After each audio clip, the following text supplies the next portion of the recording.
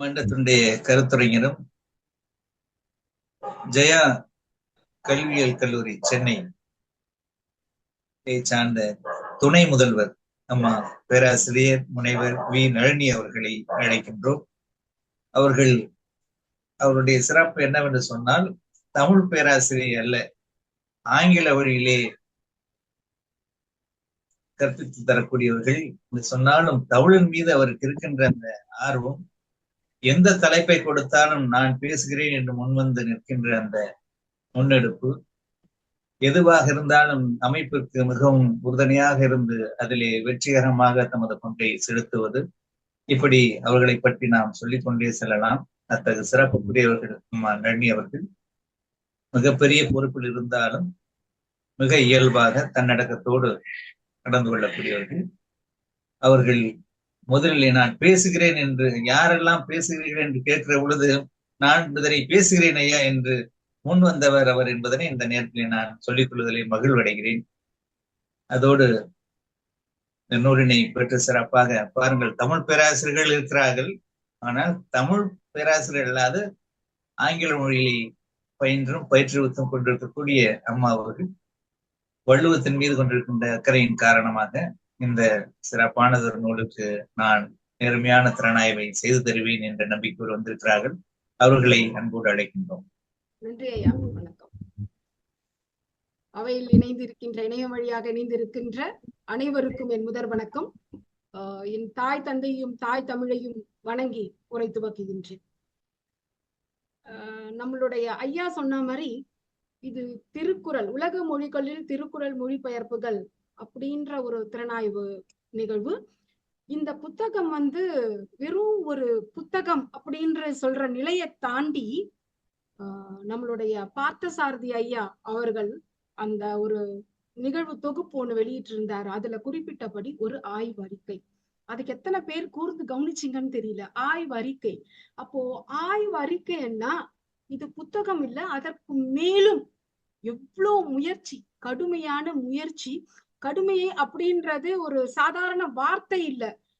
வருடங்கள், பல வருடங்கள், பல மனிதர்கள், பல மணித்துளிகள இந்த தமிழ் வளர்ச்சிக்காகவும் நம்ம வள்ளுவத்தினை எத்தனை நாடுகளில் மொழிபெயர்த்திருக்கார்கள் என்று தீராத ஆர்வம். இது எப்படி ஒரு ஆய்வு அறிக்கைன்னு அப்படி சொன்ன ஒரு சின்ன குறிப்புல இருந்து நான் எடுத்திருக்கிறது என்னன்னா, இப்போ ஒரு ஆய்வு அப்படின்னு சொன்னா நம்ம ஆய்வாளர்கள், முனைவு பட்ட ஆய்வாளர்களும் இருக்கிறாங்க, முனைவு பட்டத்தை வழி நடத்துகின்ற ஆராய்ச்சி நெறியாளர்களும் இந்த அமைப்புல இருக்கிறாங்க. எல்லாருக்கும் தெரிஞ்சிருக்கும், ஒரு ஆய்வு முன்னெடுக்கணும்னா அதற்கான ஒரு நோக்கம் இருக்கணும் இல்லைங்களா? அந்த ஆய்வுக்கான வினாக்கள் அப்படின்னு சொல்லக்கூடிய ஒரு நோக்கம் அப்படி இருக்கணும். அதுக்கு அடுத்து அதற்கான கருதுகோள்கள், ஹைபோதசிஸ் அப்படின்னு சொல்லுவாங்க. ஆராய்ச்சியை எந்த திசையில் எடுத்து செல்ல வேண்டும், எப்படி எடுத்து செல்ல வேண்டும் அப்படின்னு அந்த டென்டேட்டிவ் ஹைபோதசிஸ்னா it shows the tentative way to the research. So அந்த ஆய்வு எந்த வழி நடத்தி செல்லணும் அப்படின்றதுக்கான சில கருதுகோள்கள் இருக்கணும். இந்த கருதுகோள்கள் இத்தனையும் உள்ளடக்கி இந்த புத்தகம் இருக்கிறது. இதுல இது மறைபொருளா இந்த விஷயங்கள் அதுல இருக்குது. ஐயா பார்த்தசாரதி ஐயா அந்த சொன்ன ஒரு குறிப்புல இது ஒரு ஆய்வு அறிக்கையான விஷயம் இப்படின்றத எடுக்கும் போது இதற்கான முன்னெடுப்புகள் அதற்குள்ள பொதிந்து இருக்குது. அதுக்கப்புறம் இது எப்படி ஆய்வு அறிக்கை நான் தீர்க்கமா சொல்றேன்னா, இதற்கான பதில்களை நான் இப்போ வழங்க போறேன் ஒரு பிரசன்டேஷன் மூலமா. அதன் மூலமா உங்களுக்கு நல்லா தெரியும். இது வரலாற்று ஆராய்ச்சி அப்படின்னு பார்க்கலாம். ஏன்னா பல்வேறு வகையான ஆய்வுகள் இருக்கின்றது. இதுல வரலாற்று ஆராய்ச்சினா திருக்குறள் எத்தனையோ 2000 வருடங்களுக்கு முந்தைய ஒரு புத்தகம். தமிழில் ஒரு உலக பொதுமறை அப்படின்ற ஒரு புத்தகத்தை ஆராய்ச்சி உட்படுத்தும் போது இது வரலாற்று ஆராய்ச்சி என்ற ஒரு நிகழ்வுக்கு கீழே வருது. அடுத்து இது மொழி ஆராய்ச்சி அப்படின்னும் சொல்லலாம், லிங்குவிஸ்டிக்ஸ். ஏன்னா மொழி சார்ந்த ஒரு ஆராய்ச்சி முன்னெடுத்திருக்காங்க. சோ நம்ம தமிழ்நாட்டுல நம்மளுடைய விவேக், மறைந்த கலைஞர் அவர்கள் ஒரு நகைச்சுவை நிகழ்ச்சியில சொல்லியிருப்பாரு, தமிழை வளர்க்கணும்னா ஏட்ல இருக்க தமிழை எடுத்துட்டு போய் இணையத்துல ஏத்து, இன்டர்நெட்ல ஏத்து அப்படின்ற மாதிரி எங்கெங்கெல்லாம் இருக்கின்றத இந்த வலைப்பதிவின் மூலமாக வலை விரித்து தேடி கொணர்ந்து ஒரு புத்தகமாக வெளியிட்டிருக்கார்கள். அப்படின்னு பார்க்கும்போது இது மொழி ஆராய்ச்சி என்ற வகை கீழியும் வருது. அடுத்து செயல் ஆராய்ச்சி அப்படின்னு சொல்லக்கூடிய ஆக்ஷன் ரிசர்ச். நான் இதை செய்யணும் அப்படின்னு ஒரு நிலைப்பாட்டோட நின்றுடல. அதை எப்படி செய்யணும், எந்த மாதிரியான செய்யணும்னு ஒரு systematic schematic way of arrangement அப்படின்னு சொல்லுவோம். அந்த ஒரு படிநிலைகளை வகுத்து அந்த படிநிலைகளின் அடிப்படையில இந்த ஆராய்ச்சியை முன்னெடுத்து செஞ்சிருக்காங்க. ஆகையால இது ஆக்ஷன் ரிசர்ச் அப்படின்னு சொல்லக்கூடிய இந்த செயல் ஆராய்ச்சி முறையிலையும் இந்த நூல் வந்து உள்ள வருது. அடுத்தது இது ஒரு அறிவியல் ஆராய்ச்சியா. இதெல்லாம் நீங்க சொன்னீங்க, வரலாற்று ஆராய்ச்சின்னு சொன்னீங்க, மொழி ஆராய்ச்சின்னு சொன்னீங்க, ஆக்ஷன் ரிசர்ச்னு சொன்னீங்க, நாங்க ஒத்துக்கிறோம். எப்படி இது அறிவியல் ஆராய்ச்சி?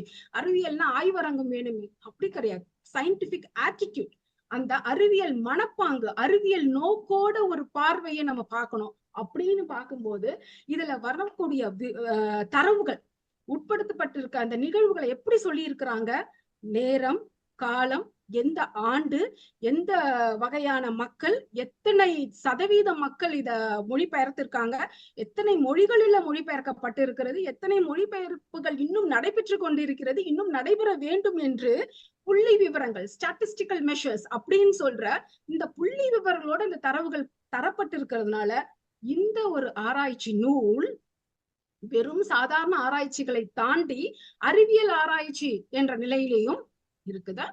சோ என்னோட பிரசன்டேஷனுக்கு நான் போறேன். எனக்கு பெர்மிஷன் கொடுக்குறீங்களா சார் ஸ்கிரீன் ஷேரிங்க்கு? பண்ணுங்க பண்ணுங்க.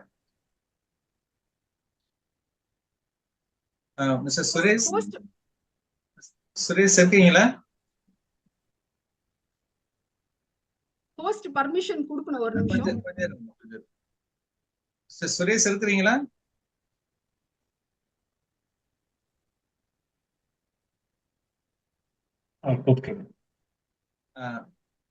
சார் அவங்க அதை ஸ்கிரீன் ஷேர் பண்ண முடியுமா?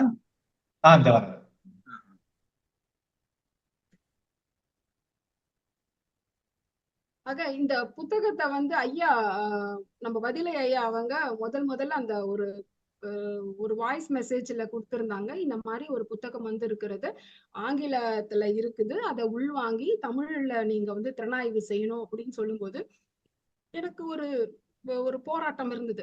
இது ஆங்கிலத்துல இருக்கும்னா எப்படி இருக்கும், எந்த மாதிரியான ஒரு விஷயங்கள் இதுல கொடுக்கப்பட்டிருக்கும், இதை எப்படி நம்ம உள்ள வாங்கி நம்ம பண்ணணும் அப்படின்ற மாதிரி இருந்தாலும் ஒரு அசாத்தியமான தைரியம். நம்ம இத முயற்சி எடுத்து பார்க்கலாமே அப்படின்னு ஒரு அருமையான வாய்ப்பை கொடுத்திருக்கீங்க ஐயா. இது என்ன சொல்றதுன்னா பல ஆராய்ச்சிகளை உள்ளடக்கியது. இது குறைஞ்சது ஒரு முனைவர் பட்ட, இந்த கமிட்டியில இருக்கிறவங்க யாருமே முனைவர் பட்ட ஆய்வுக்கு உட்பட்டவர்களா இல்ல. ஆனா இது வந்து அத்தனை பேருக்குமே டாக்டரேட் அப்படின்றத நம்ம இந்த நிகழ்வு மூலயமா நம்ம கொடுத்துடலாம் போல இருக்கு. அந்த அளவுக்கு இதுக்கான ஒரு முயற்சிகள் எடுத்திருக்கிறாங்க.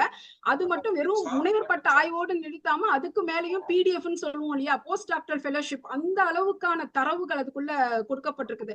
ஒரு ஆராய்ச்சிக்கு ஒரு நிமிடம் நீங்க உங்களுக்கு கோஹோஸ்ட் கொடுத்தாச்சு, நீங்க ஷேர் பண்ணீங்க ஸ்கிரீன் ஷேர்.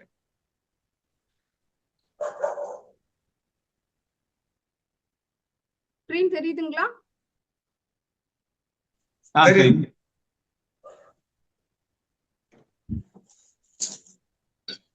திருக்குறள் டிரான்ஸ்லேஷன் இன் வேர்ட் லாங்குவேஜஸ்.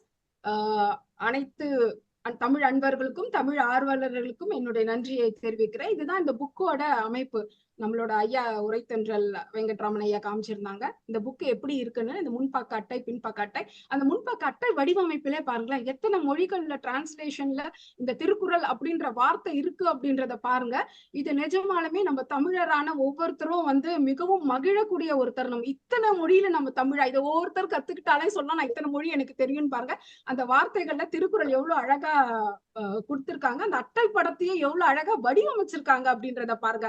பின்னாடி வலை தமிழ்ன்னு சொல்லக்கூடிய ஒரு அமைப்பு அமெரிக்கால இருந்தாலுமே இங்க பாருங்க தென்கோடியில இருக்கக்கூடிய வள்ளுவர் சிலையை பின்னட்டையிலேயே காமிச்சிருக்காங்க. சோ உலகம் முழுவதையும் தெற்கு வடக்கு என்று எல்லா திசைகளையும் ஒரு இணைத்து ஒரு ஒருங்கிணைப்பாக இந்த புத்தக வடிவமைப்பை அவ்வளவு ஒரு அருமையா இருக்குது. இந்த படத்துல என்ன காமிச்சிருக்கேன்னா எந்தெந்த நாட்டுல இருந்து இந்த மொழிபெயர்ப்புக்கான புத்தகங்களை தருவிச்சிருக்காங்க அப்படின்றத ஒரு உள்ளடக்கம் பாருங்க. கடைசியில பாத்தீங்கன்னா இந்த புத்தகத்தோட ஒரு அட்டைப்படம், அதாவது இது எல்லாம் சேர்ந்து ஒரு ஃபோல்டருக்குள்ள இருக்கு. அந்த ஃபோல்டர் எது, ஒரு பெரிய ஒரு புத்தகம் வந்து இது இத்தனையான புத்தகங்களோட, இது இல்லாம நிறைய இருந்தது. இந்த ஒரு குறிப்பிட்டதை மட்டும் நான் எடுத்திருக்கேன். இந்த விஷயங்கள் அத்தனையுமே அந்த ஒரு புத்தகத்துக்குள்ள வந்திருக்கு. நான் சொன்னேன் இல்லைங்களா முதல்லயே, இது ஆய்வு அப்படின்றது. ஏன் ஆய்வு அப்படின்றது வந்து எனக்கு பார்த்தசாரதி ஐயாவோட அந்த குறிப்பை எடுக்கும்போது தீர்க்கமா ஒரு முடிவுக்கு வந்தேன். இது நிச்சயமான ஒரு ஆய்வு அறிக்கை அப்படின்னு சொல்றதுக்கு முன்னாடி இதுக்கு நோக்கங்கள் இருக்கா, எங்க இருக்கு தேடும் போது எனக்கு கிடைச்ச இந்த விடை. இத வந்து உங்ககிட்ட பகிர்ந்துக்கிறதுல நான் மிகவும் பெருமை அடைகிறேன். பாருங்க, உலகில் அதிக அளவில் மொழிபெயர்க்கப்பட்டுள்ளதா, இது ஆய்வு நோக்கம் மட்டுமல்ல, ஆய்வுக்கான கருதுகோள்களும், ஆய்வை எந்த திசையில் செலுத்த வேண்டும் என்பதற்கான கருதுகோள்களும் இந்த படிநிலைகள் தான். மொழிபெயர்ப்பு நூல்களின் அச்சு பிரதிகள் ஒரே இடத்தில் தொகுக்கப்பட்டுள்ளதா, மொழிபெயர்ப்பு வெளிவந்து எத்தனை நூல்கள் அச்சில் இல்லை, தேசிய நூலாக அறிவிக்கப்பட யுனெஸ்கோ அங்கீகரிக்க செய்ய வேண்டிய அடிப்படை செயல்பாடுகள் யாவை, திருக்குறள் இதுவரை எத்தனை மொழிகளில் மொழிபெயர்க்கப்பட்டுள்ளது, எத்தனை மொழிகளில் எத்தனை முறை வெளிவந்துள்ளது, ஒரு முறை 2 முறை இல்ல, ஒவ்வொரு மொழிகள்ல சில சமயம் ஆங்கிலத்தில் பார்த்தோம்னா 130க்கும் அதிகமான முறை மொழிபெயர்க்கப்பட்டு இருக்கிறது. அது போல பல மொழிகளில் பல முறை மொழிபெயர்க்கப்பட்டிருக்கிறது. அதற்கான ஒரு கணக்கெடுப்பையும் செய்திருக்கிறார்கள். இன்னும் எத்தனை மொழிகளில் மொழிபெயர்க்க வேண்டிய தேவை உள்ளது. நம்ம உலக மொழிகள் அனைத்திலையும் திருக்குறள் மொழிபெயர்க்கப்பட்டிருக்குதுன்னு அப்படின்னு சொல்றோம். அது வந்து ஒரு ஒரு எப்படி சொல்றது, ஒரு குருட்டாம்போக்குல ஒரு சொல்ற விஷயமா இருக்கு. ஆனா இங்க என்ன சொல்லியிருக்காங்க, இதுவரை இன்றைய தேதியில் உலக மொழிகள் 58 மொழிபெயர்க்கப்பட்டு இருக்கிறது. அதை வந்து அல்பபெட்டிக்கல் ஆர்டர்ல அவங்க கொடுத்திருக்காங்க. ஏபிசிடில இருந்து ஆரம்பிக்கிற மாதிரி ஏல இருந்து அந்த இசட் வரைக்கும் போற வரைக்கும் அல்பபெட்டிக்கல் ஆர்டர்லயும் அவங்க அதை வகுத்திருக்காங்க இந்த புத்தகத்துல. சரிங்களா? அப்ப இன்னும் 158 மொழிகள்ல இதற்கான முன்னெடுப்புகள் செய்யறது, இன்னும் செஞ்சு வெளிவர வேண்டியது அப்படின்ற ஒரு முடிவையும் அவங்க கொடுத்திருக்காங்க. அதுதான் இந்த கருதுகோளோட முக்கிய ஒரு ஆய்வு அறிக்கை முடிவு. மத நூல்களை ஒப்பிடும் போது திருக்குறள் எத்தனை மொழிகளில் வெளிவந்துள்ளது, மத நூல்கள் சொல்லும் போது நம்ம விவிலியம் ஆகட்டும் அல்லது திருக்குரான் ஆகட்டும், அதற்கு ஒப்பாக இல்ல நம்மளோட பகவத்கீதை, இதையெல்லாம் மத நூல்கள்ல முக்கியமா சொல்லக்கூடிய எடுத்துக்காட்டு. அதோட ஒப்பிடும் போது திருக்குறள் எத்தனை முறை மொழிபெயர்க்கப்பட்டிருக்கிறது, இதெல்லாம் இந்த ஆய்வுக்கான நோக்கங்களும் கருதுகோள்களும். அடுத்து இது எந்த நிலையில பண்ணியிருக்கிறாங்க, இந்த ஒரு ஆய்வினை இவங்க 2 நிலைகள்ல முன்னெடுத்திருக்காங்க, phase 1 and phase 2. இப்போ நம்ம கையில இருக்க இந்த புத்தகம் ஒரு ஆய்வு நிலையின் முதல் நிலை தொகுப்பு தான். இது நவம்பர் 2018 இருந்து மார்ச் 2024 வரைக்கும் இந்த நிலை 1ல இதற்கான விடயங்களை அவங்க தொகுத்து இத வந்து பதிப்பித்து ஒரு புத்தகமா வெளியிட்டு இருக்காங்க. இது வந்து இப்போ அடுத்தது phase 2ன்றதும் வரப்போகுது. அது 2030 அந்த ஒரு ஆண்டு வரைக்கும் அவங்க அதற்கான கால நிர்ணயம் செஞ்சிருக்காங்க. That is research proposal ready ஆயிடுச்சுங்க. அந்த ரிசர்ச் முன்னெடுத்து, ஆராய்ச்சியை முன்னெடுத்து அதற்கான முடிவுகளை வந்து 2030 phase நிலை 2ல நாங்க தருவோம் அப்படின்னு சொல்லியிருக்காங்க. இப்ப இதற்கான ஒரு ஆராய்ச்சி திட்டக்குழு கமிட்டி கமிட்டியை ஃபார்ம் பண்ணியிருக்காங்க. அப்புறம் வந்து இதோட முக்கியமான வேலை என்னன்னா, Thirukkural translation church and book collected worldwide, உலக அளவில் இருந்து இதற்கான புத்தகங்களை வெறுமனே இருக்கா இல்லையா அப்படின்னு சொல்றது மட்டும் இல்ல, அதை வந்து தொகுக்கணும், இல்ல அதை வந்து சேகரிக்கணும், சேகரிச்சு அதை ஒரு இடத்துல வச்சு அதுக்கப்புறம் அதுக்கான தரவுகள், ஏன்னா இத்தனை நாடுகள் இருக்குன்னு நம்ம சும்மா வெறும் நம்பர்ல சொல்லிட முடியாது. அதை வந்து ஒரு நிலைப்பாட்டோட காமிக்கணும், ஒரு பொருளா காமிக்கணும் அப்படின்றத முடிவு எடுத்திருக்காங்க. சோ கடைசியில தான் இந்த புத்தகம் பதிப்பிக்கணும் அப்படின்றத அவங்களோட திட்டத்தோட ஒரு முடிவு. இதுதான் அந்த நம்மளோட கமிட்டி. இதுவும் இந்த புத்தகத்துக்குள்ளேயே கொடுத்திருக்காங்க. திருக்குறள் டிரான்ஸ்லேஷன் வேல் லாங்குவேஜஸ் ப்ராஜெக்ட் கமிட்டி, கமிட்டியோட ஹெட்டா இந்த திட்டக்குழுவின் தலைவரா இருப்பவர் தான் நம்முடைய மரியாதைக்குரிய வலைத்தமிழ் இயக்குனர் அமைப்பாளர் திரு பார்த்தசாரதி அவர்கள். இவருக்கு கீழே ஒரு 5 பேரு, இந்த மொத்தமா இந்த 6 பேரும் வந்து அறுவர் அப்படின்றது இந்த நம்ம தமிழர் இதுலயே பாக்கணும், தமிழ் கடவுள் அப்படின்னு முருகரை சொல்லுவோம். இந்த முருகருக்கு வந்து ஆறுமுகன் அப்படின்னு சொல்லுவாங்க இல்லையா, அது போல இந்த 6 முகம் கொண்டவர்களும் ஒரு முகமாக இணைந்து நம்ம இந்த திருக்குறளை உலகத்துக்கே ஒளி வீசக்கூடிய ஒரு ஒரு விஷயத்தை முன்னெடுத்திருக்காங்கன்றது மிகவும் பெருமைக்குரிய விஷயம். இந்த தருணத்துல இந்த 6வருக்கும் என்னுடைய தலை தார்ந்த வணக்கத்தை தெரிவித்துக் கொள்கிறேன். அதுக்கு அடுத்தது பாத்தீங்கன்னா, இந்த திருக்குறளை எத்தனை மொழிகள், 58 மொழிகள் அப்படின்னு சொன்னேன் இல்லைங்களா, இந்த 58 மொழிகளுக்கான வகைப்பாட்டியல இப்படி கொடுத்திருக்காங்க. எத்தனை புக்கு கலெக்ட் பண்ணிருக்கோம், எவ்வளவு டிரான்ஸ்லேஷன் பண்ணிருக்காங்க, மொழிபெயர்ப்பு எத்தனை பண்ணிருக்காங்கன்னு காமிச்சிருக்காங்க, எத்தனை வந்து நம்ம கைப்பிரதியா இருக்குது, தொகுக்கப்பட்டு இருக்கு அப்படின்றதும் சொல்லியிருக்காங்க. அதுக்கு அடுத்து நிலை, இப்போ இதுலயும் சில கருத்துக்களை சொல்லும் போது நம்ம வதிலை ஐயா முதலியே குறிப்பிட்டாரு, முதல் திருக்குறள் டிரான்ஸ்லேஷன் அப்படின்றது மலையாளத்துல 1595ஆம் ஆண்டே நடந்திருக்கிறது.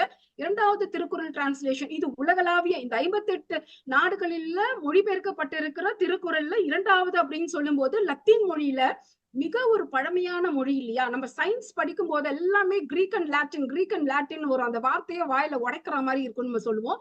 ஆனா எவ்வளவு பெருமை பண்ணும் பாருங்க, அத்தகைய ஒரு லத்தீன் மொழியில 1730ஆம் ஆண்டிலேயே திருக்குறள் மொழிபெயர்ப்பு செய்யப்பட்டிருக்கிறது. இது வரைக்கும் எத்தனை மொழிகளில் அதிகப்படியா செய்யப்பட்டிருக்குன்னா ஆங்கிலத்தில் 130க்கும் மேற்பட்ட மொழிபெயர்ப்புகள் உள்ளது. மலையாளத்தில் 30 மொழிபெயர்ப்புகளும், ஹிந்தியில் 20 மொழிபெயர்ப்புகளும், தெலுங்கில் 19, பிரெஞ்சு மொழியில் 16, கன்னட மொழியில் 12 மொழிபெயர்ப்புகளும் இதுவரை அதிக மொழிபெயர்ப்புகள் செய்யப்பட்ட நிலையில் இருக்கிறது. இது வந்து phase 2.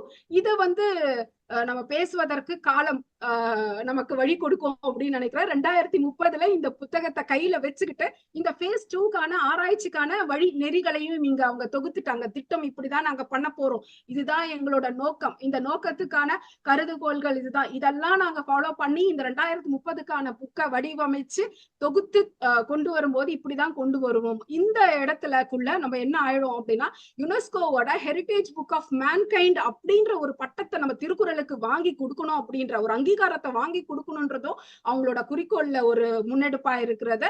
அதே போல இது வந்து ஒரு தேசிய புத்தகமாக அறிவிக்க வேண்டும் அப்படின்னு நம்ம இந்தியன் அரசை வந்து நான் கேட்டுக்குவேன். நாங்க எங்கள் குழுவின் மூலமாக, எங்களோட இந்த திட்ட குழுவின் மூலமாக நாங்க வந்து அறிவுறுத்த போறோம் அப்படின்றதும் அதுல ஒரு இலக்கா இருக்குது.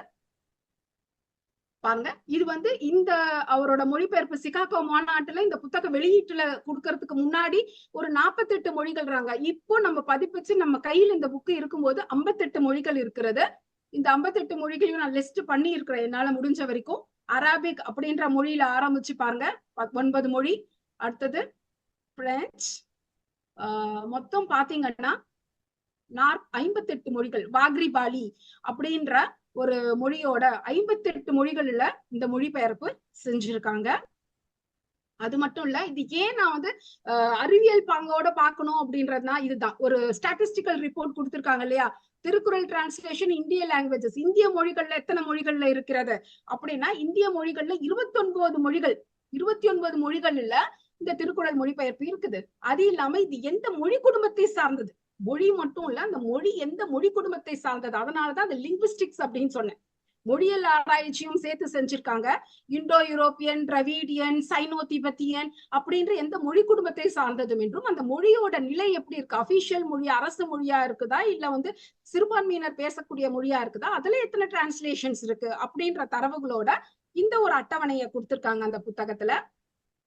அடுத்து Thirukkural translation in other languages, அதுல பார்க்கும்போது யூரோப்பியன் லாங்குவேஜஸ்ல 14 ஐரோப்பிய மொழிகள்ல 14 மொழிகள்ல மொழிபெயர்ப்பும், ஏசியன் லாங்குவேஜஸ் ஆசிய மொழிகள்ல 11 மொழிகள்ல மொழிபெயர்ப்பும், ஆப்பிரிக்கன் ஓஷியானா அந்த மொழிகள்ல 4 மொழிகளிலும் மொழிபெயர்ப்பு செஞ்சிருக்கிறதா நம்மளோட தகவல்கள் அங்க கொடுத்திருக்காங்க. இது வந்து எத்தனை சதவீதம், ஏசிய மொழிகளில் 20%, அமெரிக்க சார் மொழிகளில் 39%, ஆப்பிரிக்கன் மொழிகளில் 54%, கரீபியன் மொழிகளில் 2%, யூரோப்பியன் மொழிகளில் 28%, ஓஷியானா மொழிகளில் 15% மொழிபெயர்த்திருக்கிறதா தரவுகள் நமக்கு சுட்டி காட்டி இருக்கிறதுனால தான் ஆணைத்தன்மா சொல்றேன் இது அறிவியல் ஆராய்ச்சி நூல் என்று. இப்போ எனக்கு கொடுத்திருக்கிற முக்கியமான பக்கங்கள் என்னன்னா 70ஆம் பக்கத்துல இருந்து 140ஆம் பக்கம் இருக்கும். இது வந்து ஆங்கிலத்துல இருக்கும்போது இதுவே ஒரு மொழிபெயர்ப்பு தானே, இது ஆங்கிலத்துல இருக்கிறத நம்ம அப்படியே ஏன் சொல்லணும் அப்படின்னா அதை வந்து குறிப்பெடுத்து அதுக்கப்புறம் இதை நான் மொழிபெயர்ப்பு செஞ்சிருக்கிறேன். என்னால முடிஞ்ச வரைக்கும் இந்த தரவுகள் நம்ம தமிழ் ஆர்வலர்களுக்கு போய் சேரணும் அப்படின்ற ஒரு எண்ணம் தான். அவங்க பெரிய முயற்சி செஞ்சாங்க, நம்ம ஒரு சின்ன கல்லை மட்டும் ஒரு மண்ணியாச்சும் அப்படி தூக்கி அசைச்சு பார்ப்போமே அப்படின்றதுக்கான ஒரு முயற்சி தான் இது. திருக்குறள் மொழிபெயர்ப்பு பிரெஞ்சுல பாருங்க, இது ஆப்பிரிக்கன் உலகம் முழுவதும் 28 நாடுகளில் பேசப்படுகிறது இந்த பிரெஞ்சு மொழி.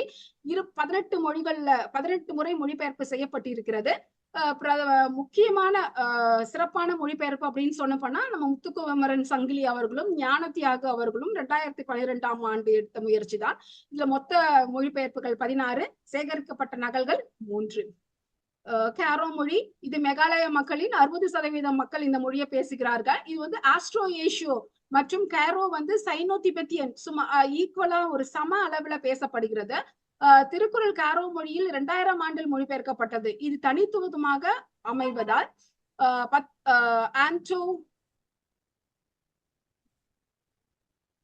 ஆண்டோ செல்வதாஸ் என்பவரால் 10 வருட கணித உழைப்பால் செய்யப்பட்டது. இங்க இவர் என்னன்னா அந்த மேகாலய கல்வித்துறையில பணிபுரிந்த போது இந்த திருக்குறளை அந்த மொழியை கத்துக்கிட்டு அங்க மொழிபெயர்ப்பு செஞ்சிருக்காங்க. மொழிபெயர்ப்புகள் ஒண்ணுதான், ஆனா நமக்கு இன்னும் நகல் கிடைக்கல. ஜெர்மன் மொழின்னு சொல்லும் போது இது ஜெர்மனி மட்டும் இல்லாம ஆஸ்திரியா, சுவிட்சர்லாந்து, பெல்ஜியம் மற்றும் இத்தாலி அந்த மாதிரி நாடுகளிலும் பேசப்படுகிறது. மற்றும் ஆப்பிரிக்காவிலும் கூட நமீபியா போன்ற நாடுகளில் ஒரு அதிகாரப்பூர்வமான மொழியாகவும் ஜெர்மன் இருக்கிறது. இதை கால் கவுல் என்பவர்களால் மொழிபெயர்க்க செய்யப்பட்டிருக்கிறது. மொத்தம் திருக்குறள் இவர் எப்படி செஞ்சிருக்காருன்னா லத்தீன் மொழியிலும் இவர் தான் செஞ்சிருப்பாரு. இந்த கால் கவுல் இன்னொரு இடத்துலயும் வருவார் பாருங்க. லத்தீன் மொழியிலும் இவர் தான் திருக்குறளை மொழிபெயர்க்க செஞ்சிருக்காரு, ஜெர்மன் மொழியிலும் செஞ்சிருக்காரு. ஆனா எதன் அடிப்படையா செஞ்சிருக்காரு அப்படின்னா ஆங்கில மொழிபெயர்ப்பின் அடிப்படையாக கொண்டு இந்த திருக்குறளை ஒரு மொழிபெயர்ப்பு செஞ்சிருக்காரு. மொத்த மொழிபெயர்ப்புகள் 3, சேகரிக்கப்பட்ட நகல்கள் 1. குஜராத்தி மொழியில முதல் மொழிபெயர்ப்பு 1931 நஜங்லால் சொக்சி அவர்களால் செய்யப்பட்டிருக்குது. ஆனாலும் நம்ம காந்தி அவர்கள் திருக்குறளை நம்மளோட தேசிய தந்தை அப்படின்னு சொல்லக்கூடிய நம்மளோட மகாத்மா காந்தி அவர்கள் பலமுறை திருக்குறளை பல்வேறு இடங்கள்ல பயன்படுத்தி இருக்கிறாரு. ஆனா திருக்குறள் அவர் எப்போ அறிஞ்சுக்கிட்டாரு அப்படின்னா லியோ டால்ஸ்டாய் ஒரு கடிதம் எழுதியிருக்கிறாரு. அந்த கடிதம் இதுல அந்த ஐயா சொல்லியிருக்க மாதிரி நிறைய சிறப்பு தகவல்கள், கூடுதல் அந்த சிறப்பு தகவல்கள் ரொம்ப அருமையா கொடுத்திருப்பாங்க. நமக்கு அப்படியே சுவாரஸ்யமா இருக்கும் அதெல்லாம் படிக்கும்போது. சோ அவர்கள் லியோ டால்ஸ்டாய் அவர்கள் எழுதிய ஒரு கடிதம் மூலமாக இதை தெரிந்து கொண்டதாகும். இப்ப சமீபத்திய மொழிபெயர்ப்பு கோகிலா அவர்களால வெளியிடப்பட்டிருக்கிறது. இதை யார் வெளியிட்டாங்கன்னா பாரத பிரதமர் அவர்களால வெளியிடப்பட்டிருக்கிறது. மொத்த மொழிபெயர்ப்புகள் 3, சேகரிக்கப்பட்ட நகல்கள் 1. திருக்குறள் மொழிபெயர்ப்பு ஹிந்தியில ஹிந்தி நம்ம இந்தியா முழுவதும் பரவலாக பேசப்படுகின்ற ஒரு தேசிய மொழி. மலையாளத்திற்கு அடுத்தபடியாக இந்தியில் அதிக மொழிபெயர்ப்பு உள்ளது. முதல் மொழிபெயர்ப்பு ஷேமான் என்பவரால் 1924 பண்ணியிருக்கிற மொழிபெயர்ப்பு பட்டிருக்கிறது. சமீபத்தில் 2021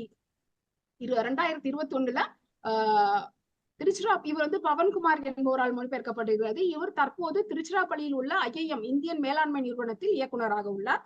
மொத்த மொழிபெயர்ப்புகள் 20, சேகரிக்கப்பட்ட நகல்கள் 2. இந்தோனேஷியன் இது திருக்குறள் இதுவரை 3 ஆஸ்ட்ரோனேஷிய மொழிகள் மொழிபெயர்க்கப்பட்டுள்ளது. மலாய் பாஷா மலாயா மொழிக்கு மிக நெருக்கமான இந்த பாஷா இந்தோனேஷியா மிக பரவலாக பேசப்படுகிறது. இந்தோனேஷியா மொழியில முதன் மொழியாக மொழிபெயர்ப்பு 2012ஆம் ஆண்டு இந்தோனேஷியாவை ஒரு ஆரிஜின் ஆஃப் இந்தோனேஷியா அப்படின்னு சொல்ற தமிழ்ல இருந்து புலம்பெயர்ந்து இந்தோனேஷியாலேயே பிறந்து வளர்ந்த ஒரு AS கோபாலன் அப்படின்னு சொல்லக்கூடிய ஒரு தமிழ் இந்தோனேஷியன் கூட சொல்லலாம். அவரோட முயற்சியினால இந்த மொழிபெயர்ப்பு செய்யப்பட்டிருக்கிறது. மொத்த மொழிபெயர்ப்புகள் 2, சேகரிக்கப்பட்ட நகல்கள் 1. திருக்குறள் மொழிபெயர்ப்பு ஐரிஷ் முறையில் ஐரிஷ் எழுத்து முறையான ஓகம் அப்படின்றத கொண்டிருக்குது. தனித்துவமான ஒரு எழுத்து முறை வரி வடிவம். இதுல திருக்குறள் மொழிபெயர்ப்பு 2023 சென்னையின் CICT செந்தமிழ் மொழி ஆராய்ச்சி நிறுவனம் மூலமாக அவரோட முயற்சியின் காரணமாக மொழிபெயர்ப்பு செய்யப்பட்டிருக்கிறது. இது கேப்ரியல் ரொசன்டாக் என்பவரால் மொழிபெயர்ப்பு செய்யப்படுறது. மொத்தம் 1, சேகரிக்கப்பட்ட நகல்கள் 1. திருக்குறள் மொழிபெயர்ப்பு இட்டாலியன். ஸ்பானிஷ் போலவே இத்தாலிய மொழியும் முற்றிலும் மறைந்த லத்தீன் மொழியின் வாரிசு மொழிதான். லத்தீன் இப்போ வழக்குல இல்ல அப்படின்னாலும் அதோட வாரிசு மொழிதான் இத்தாலி கூட. இது பிரெஞ்சு, போர்ச்சுகீஸ், ஸ்பானிஷ் மற்றும் ரொமேனியன் ஆகிய மொழிகளுடன் ரொமான்ஸ் மொழிகள், அதாவது காதல் மொழிகள்னு சொல்லுவாங்க இல்லையா, அந்த மாதிரி ஒரு காதல் மொழிகள் இலக்கியங்கள் அதிகம் இருக்கக்கூடிய ஒரு மொழியாகும். இதுல மொழிபெயர்ப்பு ஆண்டோனியோ சொரான்டினோ அவர்களால் 1986 செய்யப்பட்டிருக்கிறது. மொத்த மொழிபெயர்ப்பு 1 இன்னும் நகல் நமக்கு கையில கிடைக்கல. திருக்குறள் மொழிபெயர்ப்பு ஜப்பான் மொழியில் முதல் மொழிபெயர்ப்பு ஜப்பான் அறிஞர் ஷூஷே மாட்சுங்கா அவர்களால் செய்யப்பட்டிருக்கிறது. இது எப்படின்னா ஆங்கில மொழிபெயர்ப்பான GU போப் என்ற போப்லி அவர்களோட இந்த ஆங்கில மொழிபெயர்ப்பின் அடிப்படையில செய்யப்பட்டிருக்கிறது. இப்படி இந்த செய்யறதுக்கு இந்த ஜப்பானிய அறிஞருக்கு உறுதுணையாக இருந்தவர் SM முத்துன்னு சொல்லக்கூடிய தமிழ் அறிஞர். இவர் சேலத்துல இருக்கிறாரு. இவருடைய உதவியால இந்த மொழிபெயர்ப்புல இடப்பட்டிருக்கிறாங்க. இப்போ பிரபலமா இருக்கிற ஒரு மொழிபெயர்ப்பு தகாஷி என்பவரால் 1999 செய்யப்பட்டிருக்குது. சமீபத்திய பாலமுருகன் காசிநாதன் என்பவரால் 2023 வெளியிடப்பட்டிருக்கிறது. மொத்த மொழிபெயர்ப்புகள் 3, சேகரிக்கப்பட்ட நகல்கள் 2. திருக்குறள் மொழிபெயர்ப்பு இன் கன்னடம். திராவிட மொழிகள்ல கன்னடம் மொழிக்கு தமிழ் மொழிக்கு அடுத்த ஒரு இலக்கிய பாரம்பரியமான ஆன்டிக்விட்டி ஆஃப் லிட்ரஸி ட்ரெடிஷன் அப்படின்னு சொல்றோம். ஒரு இலக்கிய பாரம்பரியம் கொண்ட மொழி கன்னட மொழி. இந்த ரெண்டுமே சாகித்ய அகாடமியின் இலக்கிய தொகுப்புல இடம்பெற்றிருக்கிற ஒரு மொழிகள், தமிழும் கன்னடமும். கன்னடத்தில் முதல் மொழிபெயர்ப்பு நரசிம்மச்சார் அவர்களால் 1910 செய்யப்பட்டிருக்கிறது. திரு பசுமலை அரசு என்பவரின் மொழிபெயர்ப்பு 2004 வெளியிடப்பட்டிருக்கிறது. மொத்த மொழிபெயர்ப்பு 12, சேகரிக்கப்பட்ட நகல்கள் 2. திருக்குறள் மொழிபெயர்ப்பின் காஷ்மீரி, இது காஷ்மீரி மொழியிலையும் செய்யப்பட்டிருக்கு. காஷ்மீரில வந்து உலக பல இலக்கிய நிகழ்வுகள் இருக்கின்றன. ராஜதரங்கிணி, அப்புறம் வந்து மந்திரலோகம் போல இத மாதிரியான பல புத்தகங்கள் காஷ்மீரி மொழியில் இருக்கிறது. அது வந்து என்ன எழுத்து முறையில சாரதா எழுத்து முறை அப்படின்ற ஒரு வரிவடையத்துல இருக்கிறது. இஸ்லாமியத்தின் தாக்கத்தினால ஜம்மு காஷ்மீரின் அதிகாரப்பூர்வமான எழுத்து வந்து போர்சோ அரபிக் அப்படின்ற ஒரு வரிவடையத்தை சார்ந்ததாக இருக்கிறது. இப்போ இருக்கிற நமக்கு கிடைச்சிருக்கிறது வந்து பீனா புத்தி அவர்களால காஷ்மீரி தேவநாகரி அப்படின்ற எழுத்து, தேவநாகரி லிபி அப்படின்னு சொல்லுவோம், அந்த வரி வடிவம் தேவநாகரி லிபி அந்த வரி வடிவத்துல எழுதப்பட்ட ஒரு பிரதி நமக்கு கிடைச்சிருக்கிறது. 2023 வெளியிடப்பட்டிருக்கிறது. இதை பாரத பிரதமர் அவர்கள் வெளியிட்டிருக்காங்க. மொத்த மொழிபெயர்ப்புகள் 1, சேகரிக்கப்பட்ட நகலும் 1.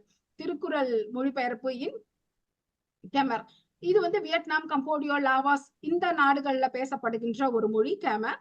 இந்த திருக்குறள் வந்து ஆஸ்ட்ரோ ஏசியா மொழிகளில் ஒரு மொழி குடும்பத்தை சேர்ந்தது. இது வந்து 1922 தாமோதர் ராவ் என்பவரால் மொழிபெயர்க்கப்பட்டிருக்கிறது. மொழிபெயர்ப்புகள் 1, சேகரிக்கப்பட்ட நகலும் 1. கொடவா மொழி வந்து கன்னடத்துல வார்க கூர்க் அப்படின்ற மக்களால பேசப்படுகின்ற ஒரு மொழியாகும். இதுக்கு வந்து தனியான வரி வடிவம் இல்லாததுனால கன்னடத்தையே வந்து வரி வடிவத்துக்கு பயன்படுத்துறாங்க. இதுல ரேவதி CM என்பவரால 2023 இந்த கொடவா மொழியில திருக்குறளை மொழிபெயர்த்திருக்கிறாரு. மொத்த மொழிபெயர்ப்புகள் 1, சேகரிக்கப்பட்ட நகல் 1.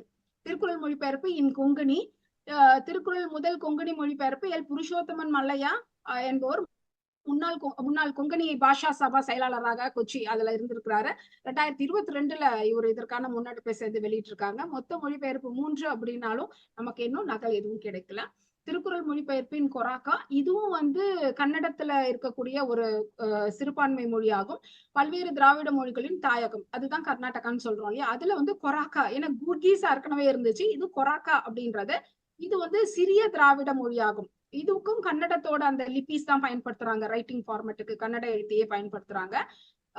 இத வந்து சாய் கீதா மற்றும் பேபி கொராக்கா ஆகியவர்கள் வந்து மீனாட்சி இவங்கெல்லாம் வந்து இதை மொழிபெயர்த்திருக்காங்க. மொத்த மொழிபெயர்ப்பு 3 நாளும் நகல் எதுவும் சேகரிக்கப்படவில்லை இன்னும். திருக்குறள் மொழிபெயர்ப்பு இன் கொரியன், திருக்குறள் கொரியன் மொழியில் 2017 ஆசிரியர் பெயர் வந்து தெரியல, ஆனா வந்து இது வந்து மொழிபெயர்க்கப்பட்டிருக்கு கொரியன் மொழியில. ஆனா நமக்கு சேகரிக்கப்பட்ட நகல் வந்து 1 இருக்கிறது. மொழிபெயர்ப்பும் 1. லத்தீன் பேச்சு மொழியாக இல்லாத போதில் உலகின் அனைத்து பண்டைய இலக்கியங்களிலும் பெரும்பாலும் லத்தீன் மொழியிலே ஆரம்பிக்கிறது. புகழ்பெற்ற திருக்குறள் லத்தீன் மொழியில் 1860 ஆண்டுகளில் சுமார் 19ஆம் நூற்றாண்டு சார்லஸ் பிரவுன் என்பவர் மொழிபெயர்த்திருக்கிறார்கள். இவர் திருக்குறளை ஜெர்மன் மொழியிலும் ஏற்படுத்துவோம். நம்ம ஏற்கனவே பார்த்தோம், ஜெர்மன் மொழியிலும் இவரை மொழிபெயர்த்திருக்காரு, லத்தீன் மொழியிலும் வந்து மொழிபெயர்ப்பு செஞ்சிருக்காரு. அப்படின்னு ஆங்கிலத்தை அடிப்படையாக கொண்டு செஞ்சிருக்கிறார் இல்லையா. GU போப் அவர்களின் ஆங்கில மொழிபெயர்ப்பான திருக்குறளை அடிப்படையாக கொண்டு அவர் மொழிபெயர்த்திருக்கிறாரு. மொத்த மொழிபெயர்ப்பு 3, சேகரிக்கப்பட்ட நகல்கள் 1. திருக்குறள் மொழிபெயர்ப்பு மைத்திலி, மைத்திலின்றது மித்தாலி அப்படின்ற மிதிலா நாட்டோட மொழியாகும். இது எந்த இடத்தை சேர்ந்ததுன்னா பீகார், ஜார்க்கண்ட் மற்றும் பாருங்க எப்படி ஒரு ஆராய்ச்சியில எதெல்லாம் நமக்கு குறிப்பிட்டு சொல்லி இருக்கிறாங்க. பீகார், ஜார்க்கண்ட் மற்றும் நேபாளத்தின் பகுதிகளை கொண்ட இந்திய நேபாள மொழியான மிதிலா பகுதியில், நேபாள பகுதியான மிதிலா பகுதியில் உள்ளது. இது வந்து எந்த மொழிகள் எல்லாம் சேர்ந்ததுன்னா வங்காளம், ஒடியா, அசாமி போன்ற மொழிகளுடன் சேர்ந்த ஒரு இந்திய ஆரிய குழுவை, இந்தோ ஆரியன் மொழி குடும்பத்தை சேர்ந்தது. கீர்த்திநாத் ஜாமலம் மைத்திலியுடன் அவர்களால மொழிபெயர்க்கப்பட்டிருக்கிறது. மொத்த மொழிபெயர்ப்பு 2, சேகரிக்கப்பட்ட நகல்கள் 2. இத படிக்கும் போது எனக்கு அழகிய மிதிலை நகரிலே யாருக்கு ஜானகி காத்திருந்தால் அப்பதான் ஞாபகம், ஓ இந்த மிதிலா நகரம் தான் இங்க இருக்கு அப்படின்றது. திருக்குறள் மொழிபெயர்ப்பு மலாய் மொழியில், இதுவும் ஆஸ்ட்ரோனேஷியா மொழிகள், ஆஸ்ட்ரோ இந்தோனேஷியா அந்த மொழி குடும்பத்தை சேர்ந்த ஒரு மொழியாக இருக்கிறது. பாஷா மலாயா, அதுதான் மலாய் மொழி. மலேசியாவில் வாழும் உயிரூட்டிய தமிழ் சங்கம் இந்த முக்கியமான மொழிபெயர்ப்புக்கு காரணமாக இருந்திருக்கிறது. இது வந்து 2013 டாக்டர் சிங்காரவேலு சச்சிதானந்தன் அவர்கள் மலாய் மொழியில் இந்த திருக்குறளை நமக்கு மொழிபெயர்த்து கொடுத்திருக்கிறார்கள். மொத்த மொழிபெயர்ப்புகள் 6, சேகரிக்கப்பட்ட நகல்கள் 2. திருக்குறள் மொழிபெயர்ப்பு மலையாளத்துல பார்த்தோம்னா அதிகமான முறையில இருக்குது இல்லையா, 30 மொழிபெயர்ப்புகளுடன் மலையாளத்துல இருக்குது. 2595 தட் இஸ் செஞ்சுரி, அந்த ஒரு செஞ்சுரியிலே இதற்கான ஒரு லிபி, அதோட வரி வடிவ ஃபாண்ட் வந்து கிடைச்சிருக்கு. குறிப்பிடத்தக்க மொழிபெயர்ப்பு அப்படின்னு சொல்ல போனா சந்திரசேகரன் அவர்களால் 2016 செய்யப்பட்டிருக்கிறது. சமீபத்திய மொழிபெயர்ப்பு சேராமங்கலம் சிவதாசன் அவர்களால் 2023 செய்யப்பட்டிருக்கிறது. மொத்த மொழிபெயர்ப்புகள் 3, சேகரிக்கப்பட்ட நகல்கள் மொத்த மொழிபெயர்ப்புகள் 30, மன்னிக்கவும், சேகரிக்கப்பட்ட நகல்கள் 2. திருக்குறள் மொழிபெயர்ப்பின் மணிப்பூரியில மெய்தி அப்படின்ற ஒரு மொழியில மொழிபெயர்ப்பு செஞ்சிருக்காங்க. இது வந்து எகிப்து பர்மன் மொழி குடும்பத்தை சார்ந்தது. மெய்தி மொழியில் உள்ள பழமையான மொழிபெயர்ப்பு வந்து எழுதல் வந்து 7ஆம் 8ஆம் நூற்றாண்டையே சேர்ந்தது. ஒரே நகல் தான் இதுல இருக்குது. இந்த மொழிபெயர்ப்பு 2012 சாய்பம் ரெபேகா தேவி என்பவரால் மொழிபெயர்ப்பு செய்யப்பட்டிருக்கிறது. மொத்த மொழிபெயர்ப்பு 1, சேகரிக்கப்பட்ட நகல்கள் 1. திருக்குறள் மொழிபெயர்ப்பின் மராத்தி வந்து இந்திய குடியரசின் ஒரு அதிகாரப்பூர்வமான மொழி. இது பழமையான மொழியாகும். இந்த திருக்குறளின் முதல் மராத்தி மொழிபெயர்ப்பு சுதந்திர போராளி, எழுத்தாளர் மற்றும் சமூக போராளி PS சானே குருஜி அவர்களால் 1930 மூலம் செய்யப்பட்டு 2018 மீண்டும் மறுபதிப்பு செய்யப்பட்டிருக்கிறது. சமீபத்திய மொழிபெயர்ப்பு N லலிதா அவர்களால் 2022 CICT central institute of classical Tamil மூலம் செய்யப்பட்டிருக்கிறது. மொத்த மொழிபெயர்ப்பு 3, சேகரிக்கப்பட்ட நகல்கள் 1. மொழிபெயர்ப்பின் நேபாளத்திற்கான ஒரு தனியான ஒரு இலக்கிய வரலாறு இருக்குது. என்னன்னா, இந்த புத்த மதத்துல மகாயான புத்த மதத்தை பத்தி நிறைய தரவுகள் இந்த நேபாளத்துல பாதுகாப்பா வைக்கப்பட்டிருக்கிறது. இந்த மகாயான புத்த மதத்தான குறிப்புகளை எந்த மொழியில எழுதியிருக்காங்கன்னா பழமையான சமஸ்கிருத மொழியில எழுதியிருக்காங்க. அதை வந்து அங்க பாதுகாப்பா வச்சிருக்காங்க. இந்தியா மற்றும் நேபாளத்துக்கு பல நல்ல உறவுகள், அரசியலும் சமூக சார்ந்த பல நல்ல உறவுகள் இருக்கிறது. இந்த நேபாள தமிழ்ச்சங்கம் அண்மையில 2022 CICT-யோட இணைந்து சுனிதா டஹல் மூலமாக திருக்குறள் மொழிபெயர்க்கப்பட்டிருக்கிறது. மொத்த மொழிபெயர்ப்புகள் 3, நாட்டிலிருந்து சேகரிக்கப்பட்ட நகல்கள் 1.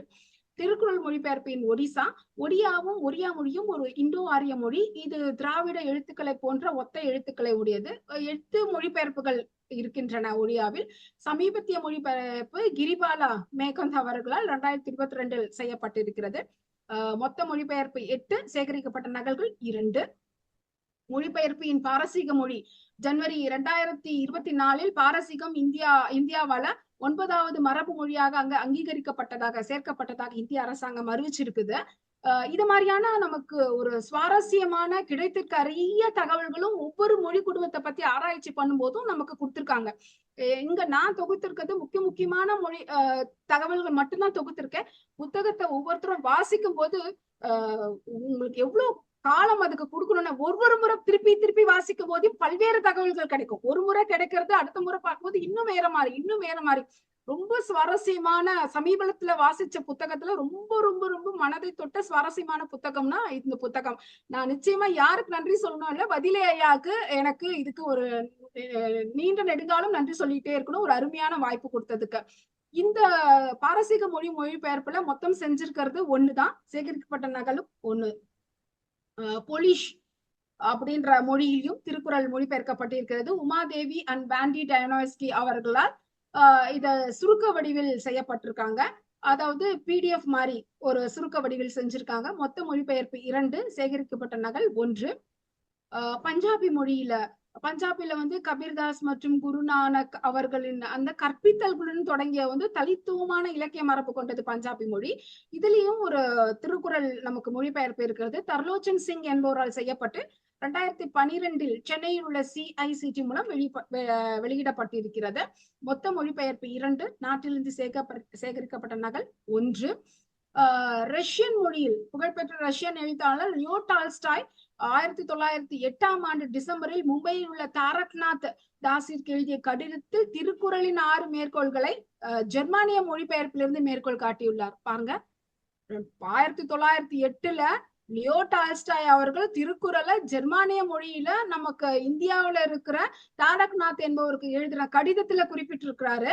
இது வந்து இதுதான் சில மாதங்கள் கழித்து மகாத்மா காந்திக்கு தெரிஞ்சது. அப்பதான் அவருக்கு குரல், அப்பா இவ்வளோ ஒரு சிறப்பு வாய்ந்தது இந்த தமிழ் மொழியை நான் படிக்கலையேன்னு சொல்லி வருத்தப்பட்டு சொல்லியிருக்காராம் மகாத்மா காந்தி. இவ்வளோ ஒரு சிறப்பு வாய்ந்திருக்கிறது. ரஷ்யால இருக்கிறவரு இதோட சிறப்பை புரிஞ்சுக்கிட்டு அதை மொழிபெயர்ப்பு செஞ்சதை நமக்கு அனுப்பிச்சிருக்காருன்னா, நான் இந்த தேசத்துல இருக்கிறேன், இதே இந்திய தேசத்துல இருக்கிறேன், இவ்வளவு சிறப்பு வாய்ந்த ஒரு புத்தகம் என்னுடைய நாட்டுல இருக்குது, அதை நான் படிக்கிறதுக்கு அந்த மொழியை நான் படிக்கலையே அப்படின்னு வருத்தப்பட்டதா அந்த நிகழ்வு இதுல குறிப்பிட்டிருக்காங்க.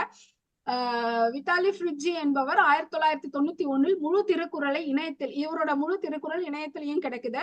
ராஜாஜி அவர்களின் ஆங்கில மொழிபெயர்ப்பை அடிப்படையாக கொண்டு டிவி புர்பா என்பவர் இதை மொழிபெயர்த்துள்ளார். யூரி ஓய் கிளாஸ்கோ மற்றும் கிருஷ்ணமூர்த்தி அவர்களால் 1963 வெளியிடப்பட்டது.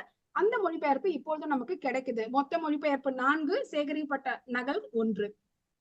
சான்ஸ்கிரிட் சொல்லக்கூடிய சமஸ்கிருதம், லத்தீன் மாறிய சமஸ்கிருதமும் பொதுமக்களால் பரவலால் பேசப்படாத போதிலும் தன்னுடைய வாரிசு மொழிகள் வாழியாக இன்னும் உயிர் வாழ்ந்து கொண்டுதான் இருக்கிறன. சமஸ்கிருதம் ஒரு பண்டைய மொழி. இந்திய குடியரசின் 22வது அதிகாரப்பூர்வமான மொழிகளில் ஒன்று. சமஸ்கிருதத்தில் இதுவரை 8 மொழிபெயர்ப்புகள் உள்ளன. அப்பா வாஜ்பேயின் தீக்ஷிதர் அவர்களால் 1992 இந்திரஜித் அவர்களால் 2021 சமீபத்திய மொழிபெயர்ப்பு ராஜகோபாலன் அவர்களாலும் 2022 செய்யப்பட்டிருக்கிறது. மொத்த மொழிபெயர்ப்புகள் நம்பர் தவற விட்டிருக்கேன். சேகரிக்கப்பட்ட நகல்கள் 1. திருக்குறள் மொழிபெயர்ப்பு சந்தாலி அப்படின்ற ஒரு மொழி. திருக்குறளை இந்தியோ ஏசியாட்டிக் மொழிகளில் ஒன்றுதான் இந்த சந்தாலி அப்படின்ற மொழியாவும், மிக பழங்குடி மொழிகளில் போல இல்லாம இது வந்து பாத்தீங்கன்னா ஒரு ட்ரைபல் லாங்குவேஜ். இந்த மொழியிலுமே இவங்களுக்கான ஒரு லிபி இருக்கு. இவங்களோட வரி வடிவம் ஓல் சிக்கி அப்படின்ற தனித்த ஒரு எழுத்து முறையை கொண்டிருக்கிறது. இந்த சந்தாலி மொழியில மொழிபெயர்த்தவர் ரெவரண்ட் ஃபாதர் வி ரிச்சர்ட் அவர்களால ஒரு 2021 மொழிபெயர்க்கப்பட்டிருக்குது.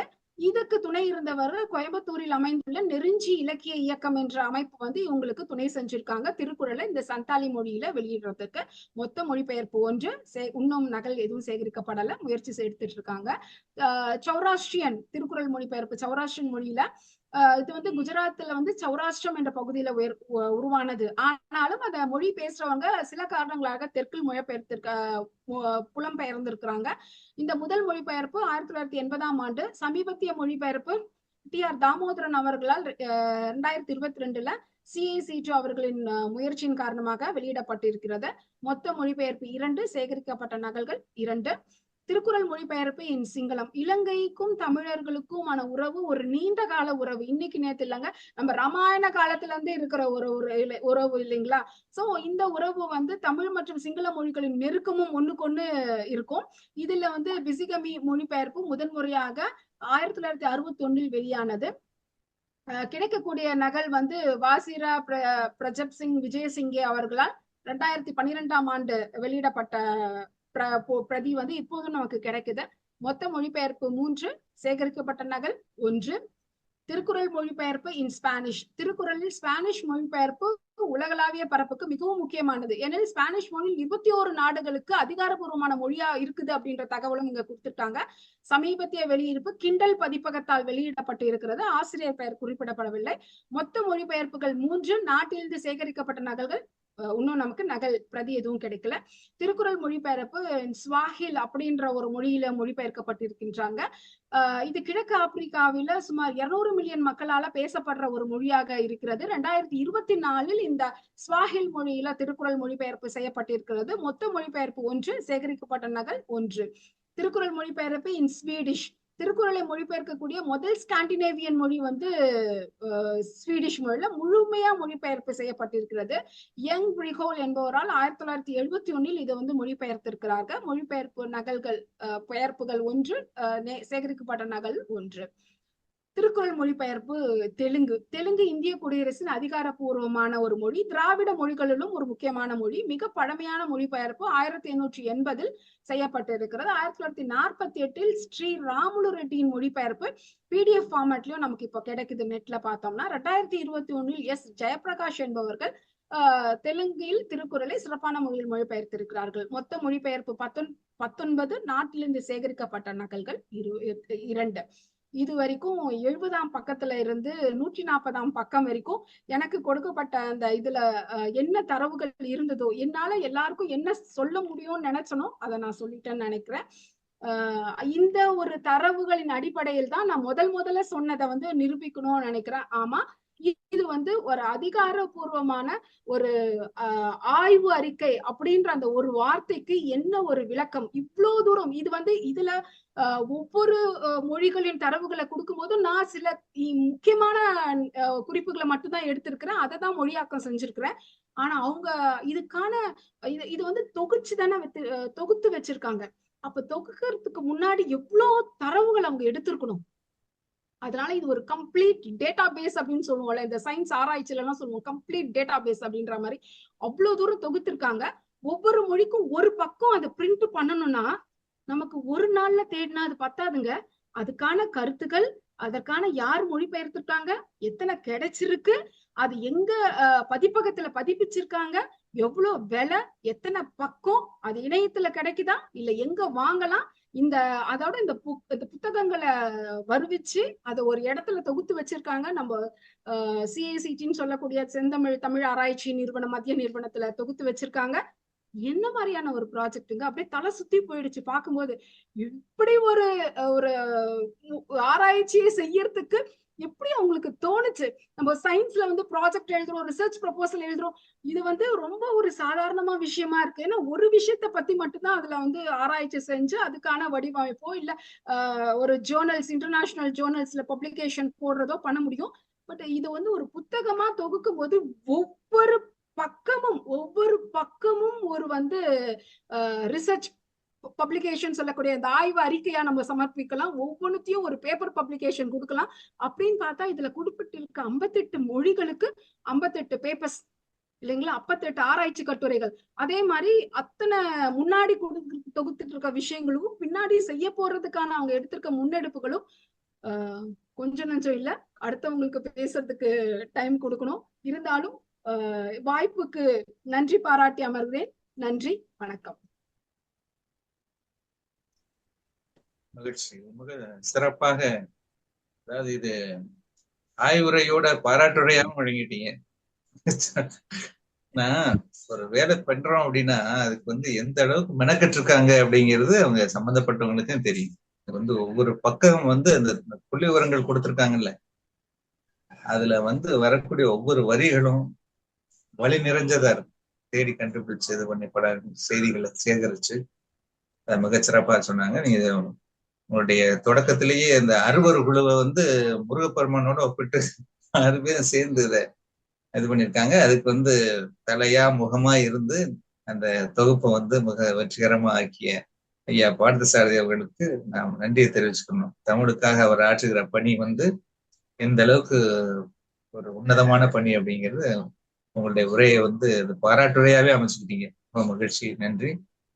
அடுத்து 3வது பேச்சாளராக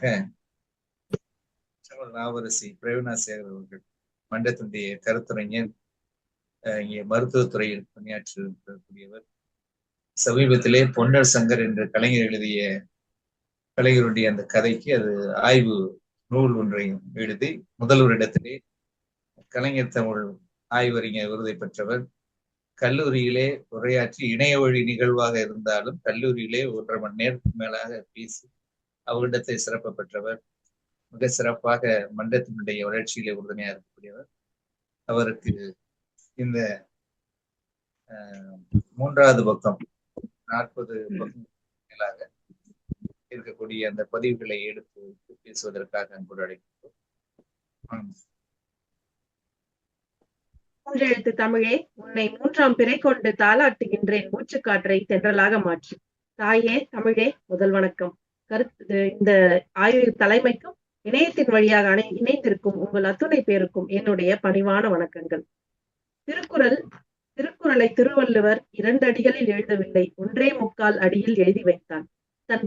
ஒரு காலடியை விட்டு சென்றார். அதில் அந்த காலடியில் இந்த தமிழ் சமூகம் மட்டுமல்ல, இந்த உலக சமூகமும் பின்பற்றி நடக்க வேண்டும் என்பதற்காகத்தான் திருவள்ளுவர் அந்த காலடியை விட்டு சென்றார். அது மட்டுமல்லாது திருவள்ளுவர் இந்த திருக்குறளில் தமிழ் என்ற வார்த்தையை எந்த இடத்திலுமே உபயோகிக்கவில்லை. அப்பொழுது திருக்குறள் என்பது உலக பொதுமறை என்பது என்பது நிஜம் என்பது இங்கே உறுதியாகிறது. இந்த திருக்குறள் மொழிபெயர்ப்புல எனக்கு எனக்கு கொடுத்திருக்கின்ற பக்கங்கள் 140 200 வரை.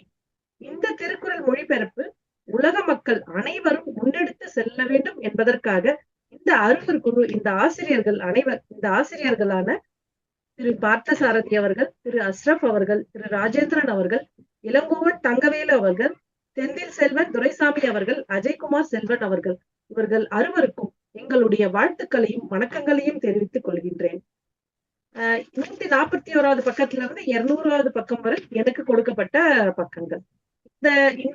இந்த முதலில் இதுல இருப்பது இந்த திருக்குறள் மொழிபெயர்ப்பு. இதுக்கு முன்னாடி வரைக்கும் நளினி மேடம் சொல்லிட்டே வந்தாங்க.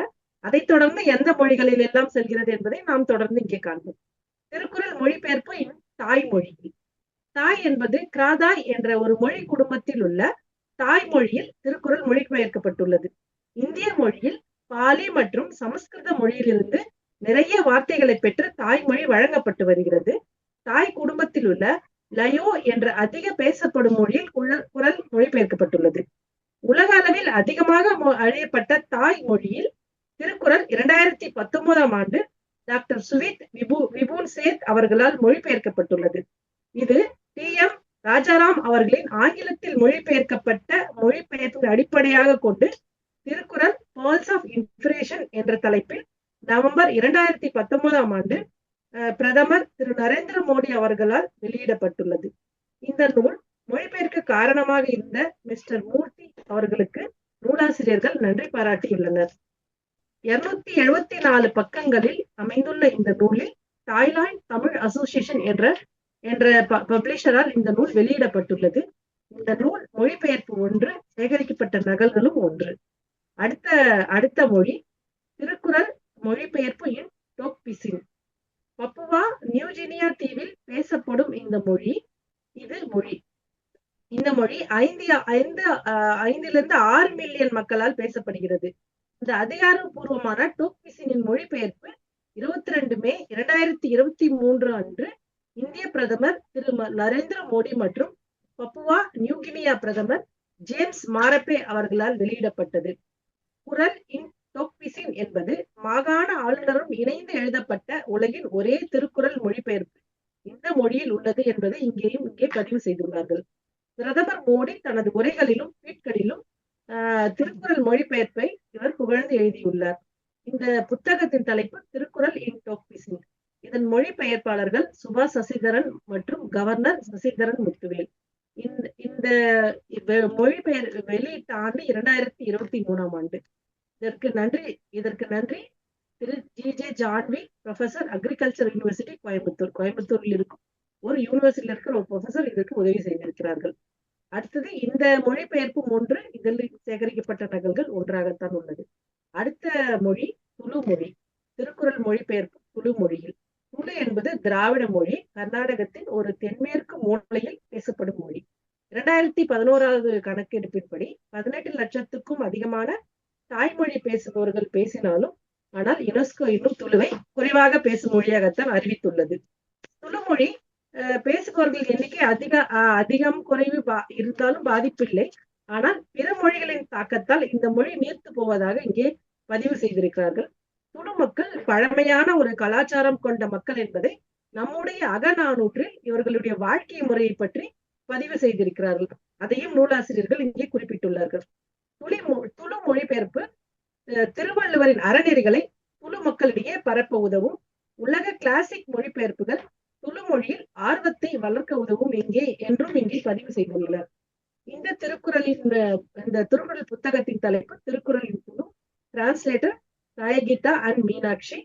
இதை வெளியிட்டவர்கள் central institute of classical Tamil, Chennai. 2023ஆம் ஆண்டு வெளியிட்டுள்ளனர். இதில் மொழிபெயர்ப்பு 1, சேகரிக்கப்பட்ட நகல்கள் 1. அடுத்த மொழிபெயர்ப்பு உருது மொழிபெயர்ப்பு. இந்துஸ்தானிய மொழியில் இது ஒரு வடிவம். ஆனால் சமஸ்கிருதத்துக்கு மாற்றாக பாரசீக மொழியிலிருந்து ஒரு சொற்களஞ்சியமாக இந்த மொழி உள்ளது. இந்த மொழி இந்தியாவில் டெல்லி, மகாராஷ்டிரா, தெலுங்கானா, ஆந்திரா, உத்தரப்பிரதேஷ் போன்ற மாநிலங்களில் உள்ள மக்களால் பேசப்படுகிறது.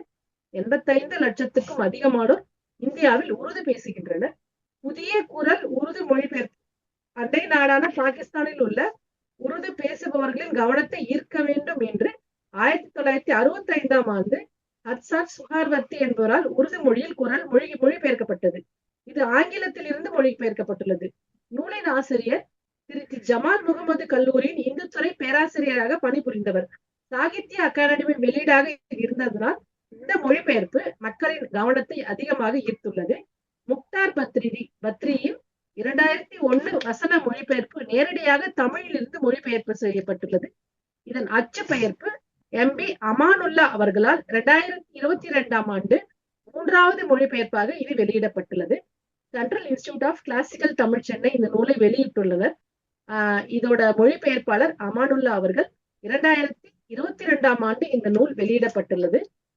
மற்ற மொழிபெயர்ப்புகள் ஹர்ஷத் சுஹர்வர்த்தி 1965 சாகித்ய அகாடமி, முக்தார் பத்ரி கிருஷ்ணகிரி, லாஃப் கௌஹர் இவர் சென்னையில் இருந்து வெளியிடப்பட்டுள்ளது. இந்த நூலின் மொத்த மொழிபெயர்ப்புகள் இந்த மொழியில் மொழிபெயர்ப்புகள் 3, சேகரிக்கப்பட்ட நகர்கள் 1. அடுத்த மொழி வக்ர புலி மொழி. இது இந்திய ஆரிய மொழியில் தமிழ்நாட்டில் பிற்படுத்தப்பட்ட நரிக்குறவர்கள் என்று பேசும் மொழியாக உள்ளது. நம்ம கூட பார்ப்போம், அந்த குறவர்கள்லாம் ஒரு மாதிரி மொழியில பேசிப்பாங்க, நமக்கு சரியா புரியாது. அந்த மக்களே ஒரு 10,000 பேர் தான் அந்த மொழியில பேசிக்கிறாங்களாம். அந்த மொழிக்கு வரி வடிவம் கிடையாது, பேச்சு வடிவம் தான். அவங்களுக்கு தெரிந்த மொழியில அவங்க பேசுவாங்களாம்.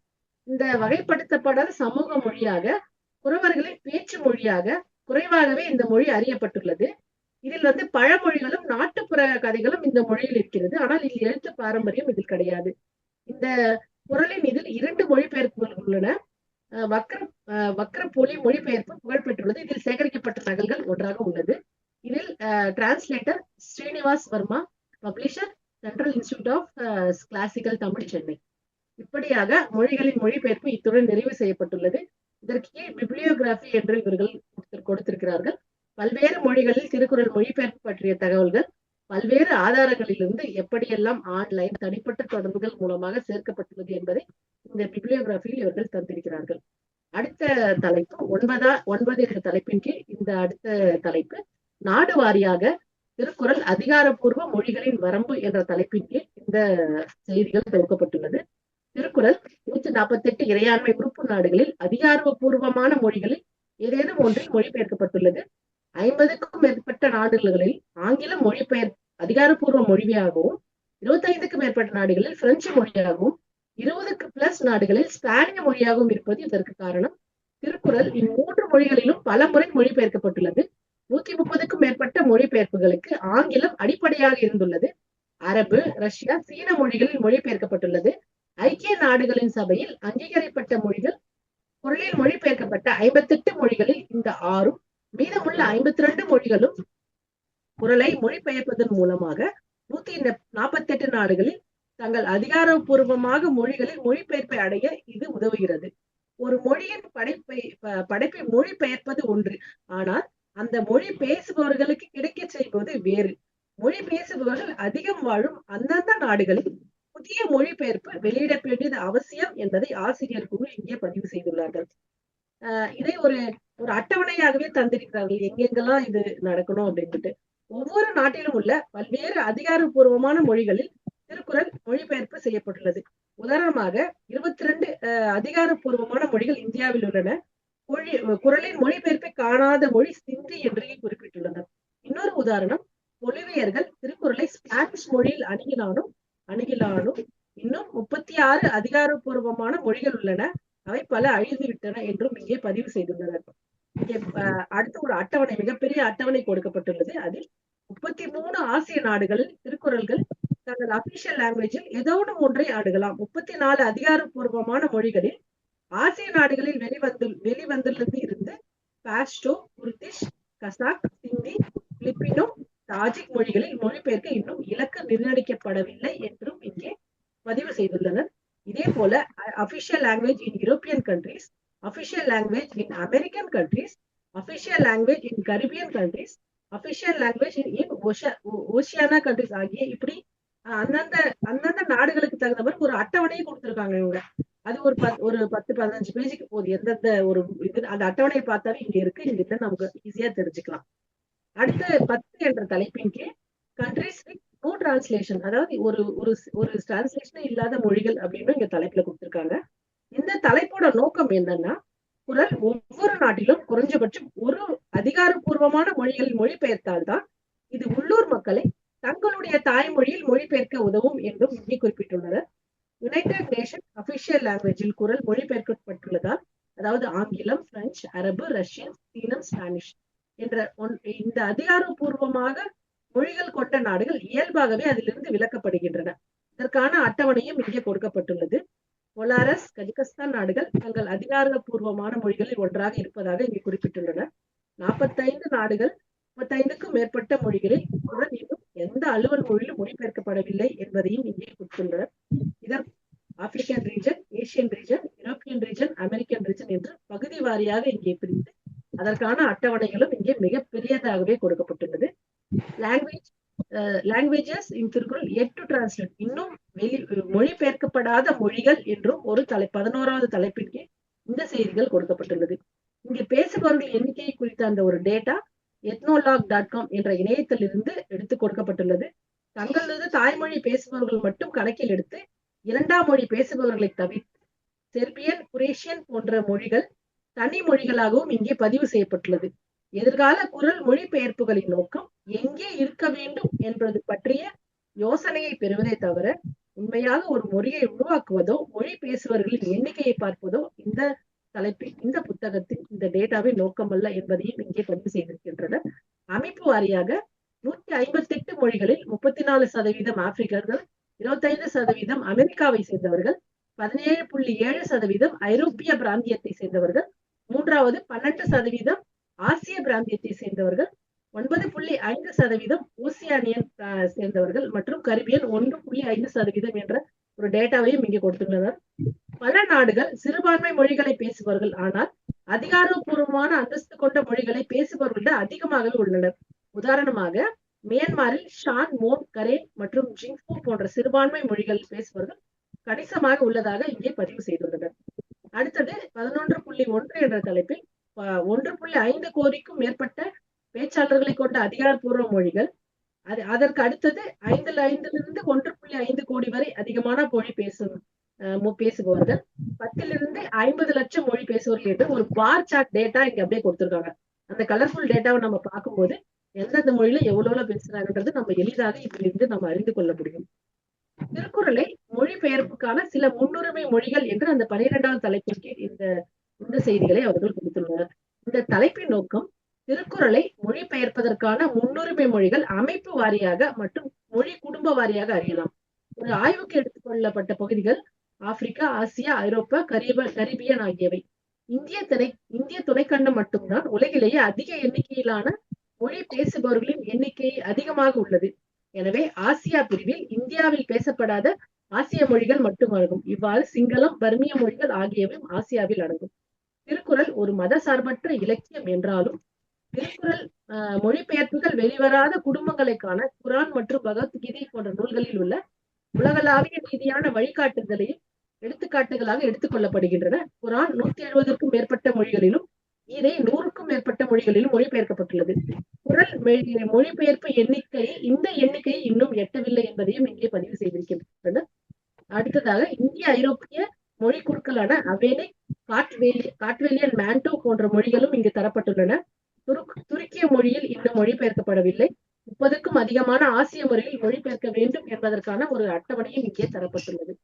அடுத்த தலைப்பு central institute of classical Tamil என்ற அமைப்பின் எந்தெந்த இந்திய மொழிகளில் மொழிபெயர்க்கப்பட்டுள்ளது என்பதற்கான அட்டவணையும் இங்கே தரப்பட்டுள்ளது. 33 இந்திய மொழிகளில் குறளின் மொழிபெயர்ப்பை முன்னெடுத்து அதில் கடந்த 5 வருடமாக செய்து வருகின்றனர்.